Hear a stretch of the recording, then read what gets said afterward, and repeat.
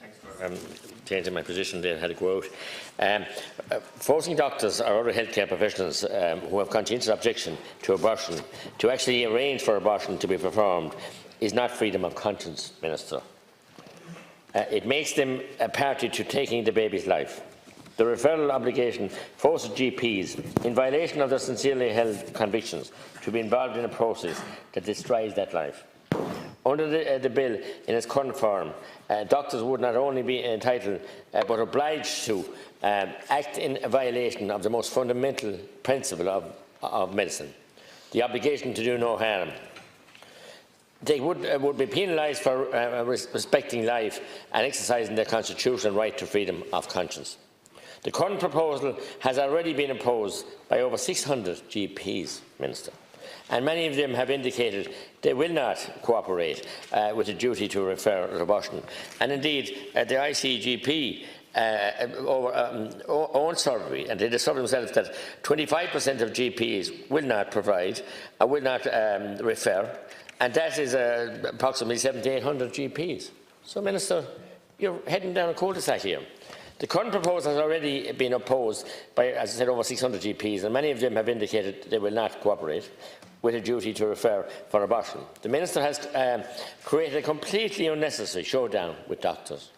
I know you don't have great respect for the way you treat them anyway, over a subsection of a bill that is in reality superfluous.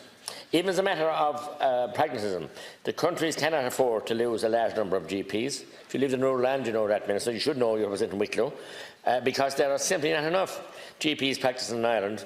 And as it is, if the Minister presses ahead requiring doctors to make arrangements for women to access abortion against their deeply held beliefs, a legal challenge seems inevitable as a result of an obvious and easily corrected flaw, Minister.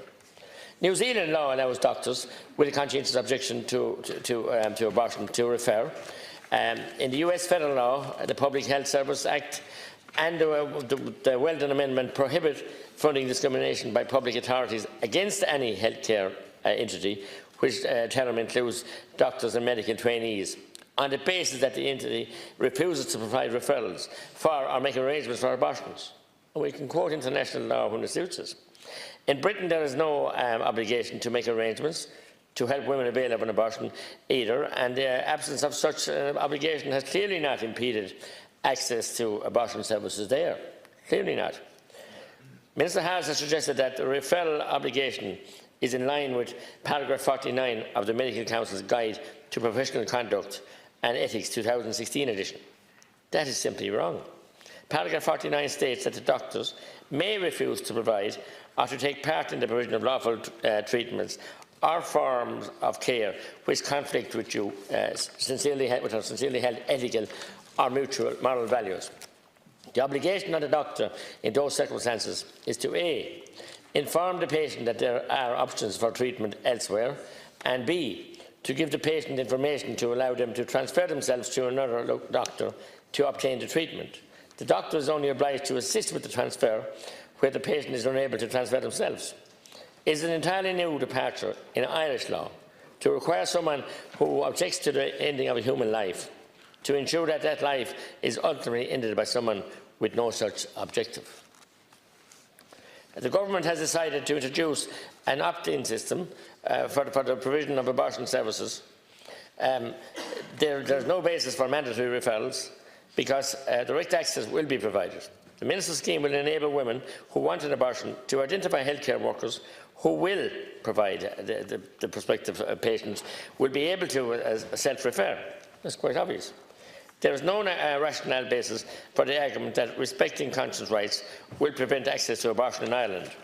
And this amendment would align our law on a point which other countries, such as the referred to above, have. A more research polling in the wake of the referendum shows that just over 50% of adults, excluding don't knows, disagree with the referral obligation. And the pharmacist minister, a group of pharmacists, have called recently on you, Minister Harris, to explicitly recognise the right to freedom of conscience for pharmacists in the practice of their profession in the draft health bill that you're putting forward here today. A recent pharma body poll of pharmacists registered in Ireland showed that 60% of respondents support the extension of freedom of conscience protection to the pharmacy sector. You know that better than I do, Minister. As a group of the healthcare professionals, pharmacists are involved in every aspect of the manufacture and supply of medicines and in the counselling of patients. Pharmacists will therefore play a critical role in the implementation of any future abortion policy. Despite requests from the pharmacists' representatives bodies, Minister, the Irish Pharmacy Union IPU and the Hospital Pharmacists Association of Ireland HPAI, there has been no engagement by you, Minister, none whatsoever, on this fundamental change in healthcare ethics and practice, and you displayed a blatant disregard for the rights of dedicated healthcare workers. You'll meet every group from the other side, any group that comes up tonight and wants to meet you, but you refuse to meet professional bodies of our doctors, our pharmacists, our nurses, anybody else. Such contempt for our healthcare profession is appalling. Any group, you told us here, you listed them out who you met. Once there were 3 of them at all, or 2 of them, you'd bring them in to meet them. Such bias is shocking. Spokesperson for the group, Dr. Ola Nolan, a Dublin pharmacist, said, "Freedom of conscience is a widely recognised human right. However, there is no explicit acknowledgement in the draft legislation of this right as it pertains to pharmacists.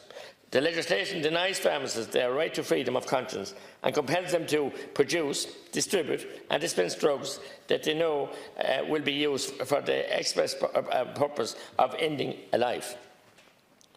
This is unacceptable and will place many pharmacists in an untenable position, forced to choose between practicing their profession and following their conscience." So, I mean, we called on you, Minister, to amend the legislation to explicitly protect conscience rights of pharmacists, but you're not listening. You've closed the ears. I mean, you're just pure one-track vision here. And someone said it's a trophy project. It looks like it, but to undermine and walk over and trample on all these provisional people is an outrage and an affront to democracy and an affront to the healthcare people, professionals that we depend on, day in, day out, up and down the country. It's a total affront, and it's rather ignorant and disgraceful that you won't listen to them. I'm going to call on Deputy Michael Collins.